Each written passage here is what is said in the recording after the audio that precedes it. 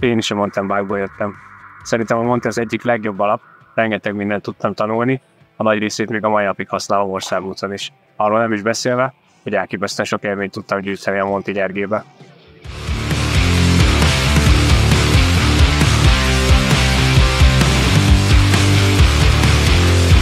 Én is a mountain bike-ból jöttem, tele van kalanddal, szabadsággal, mint ahogy láthatjátok, hóval is lehet mountain bike-ozni.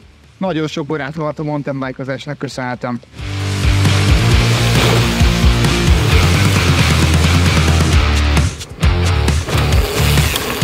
Én is a mountain bike-ból jöttem, apukám szervezett nekünk edzéseket, aztán több ilyen klub és csapat kialakult az országban.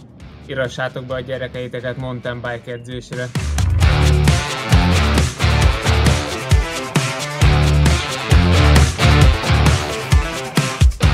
Mountain bike maratonok igazi tömegsport rendezvények, ahol a legfiatalabbaktól a legidősebbekig mindenki megtalálhatja a számára legideálisabb távot és kategóriát.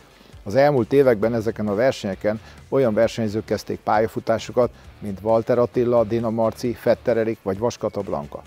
Szeretettel várunk mindenkit a 2024-es hazai mountain bike eseményeken és a 30. Crosskovácsi Mountain Bike Maratonon június 15-én Nagykovácsiban.